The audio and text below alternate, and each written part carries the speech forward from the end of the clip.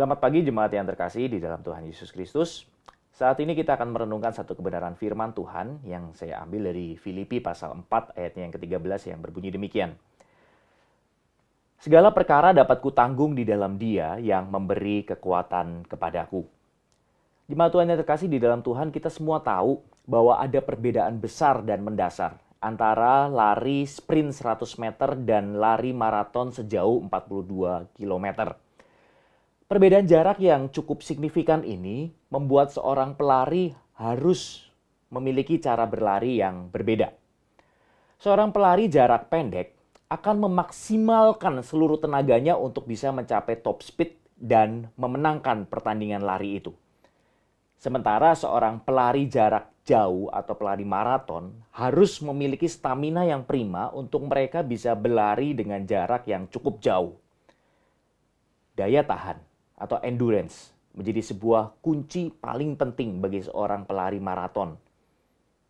Kecepatan memang penting, namun daya tahanlah yang akan menentukan seorang pelari maraton bisa memenangkan atau setidaknya bisa menyelesaikan sebuah pertandingan lari maraton.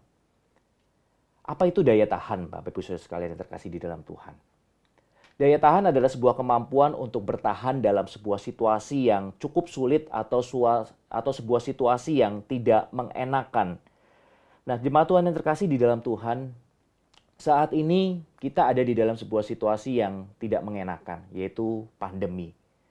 Ini mungkin bisa diibaratkan bahwa kita semua seperti seorang pelari maraton yang sedang berlomba di dalam lari maraton ini.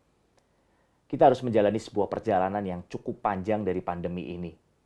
Sebuah perjalanan yang belum kita lihat ujung akhirnya. Dan pastinya, suasana ini adalah sebuah situasi yang tidak mengenakan. Beberapa dari kita sudah merasa lelah dan capek menjalani situasi saat ini. Dan kita mulai mengatakan, saya sudah tidak bisa bertahan di dalam situasi yang seperti ini. Tapi saya mau mengajak kita saat ini untuk kita sama-sama melihat satu kebenaran firman Tuhan dan setidaknya saya yakin bahwa melalui firman Tuhan ini bisa memberikan kekuatan bagi kita. Untuk kita memiliki sebuah kekuatan daya tahan yang baru untuk kita bisa menjalani kehidupan yang tidak mengenakan ini.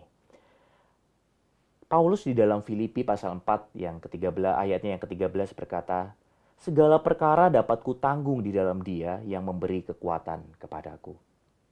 Kita tahu bahwa surat ini ditulis oleh seorang rasul yang sudah mengalami banyak kesulitan dan tantangan di dalam kehidupan pelayanannya. Dan bahkan Bapak Ibu Saudara sekalian, ketika Paulus menuliskan surat Filipi ini, dia sedang berada di dalam penjara. Sebuah situasi yang pastilah tidak mengenakan. Namun di ayat ini, Paulus memberitahu kepada kita bahwa ada sebuah kesulitan pasti. Akan ada sebuah kesulitan. Tetapi ada Tuhan yang akan menolong kita untuk kita bisa menanggungnya. Jemaat Tuhan yang terkasih di dalam Tuhan, ada dua kata kerja yang dipakai di ayat ini, dan keduanya menggunakan tenses present, yaitu kata kutanggung dan kata memberi kekuatan. Tenses present ini mau menunjukkan sebuah kekinian, Bapak Ibu Saudara sekalian yang terkasih di dalam Tuhan. Artinya menjadi begini. Artinya bahwa hari ini pasti akan ada selalu kekuatan yang diberikan oleh Tuhan untuk kita bisa menanggung setiap masalah yang ada. Jadi ketika kita ada di hari esok, kita juga membaca ayat ini dengan cara yang sama. Bahwa hari ini ada kekuatan yang diberikan oleh Tuhan untuk kita bisa menanggung setiap masalah yang ada. Jemaat Tuhan yang terkasih di dalam Tuhan, melalui bagian teks ini kita melihat ada dua kebenaran. Kebenaran yang pertama adalah bahwa kekuatan kita untuk menanggung semua masalah kehidupan yang mungkin hadir di dalam kehidupan kita bukanlah berasal dari diri kita sendiri. Tetapi kekuatan kita berasal dari Tuhan. Kekuatan manusia ada batasnya. Tetapi kekuatan yang berasal dari Tuhan yang Maha Kuasa itu tidak ada batasnya. Lalu kebenaran yang kedua adalah Allah selalu menyediakan kekuatan itu bagi kita setiap hari. Dan bagian kita hanya kita perlu datang meminta kepada Tuhan itu. Jemaat Tuhan yang terkasih, saya mengajak kita untuk kita terus membangun iman kita, pengharapan kita di masa-masa sulit ini. Dengan terus mengingat dua kebenaran ini.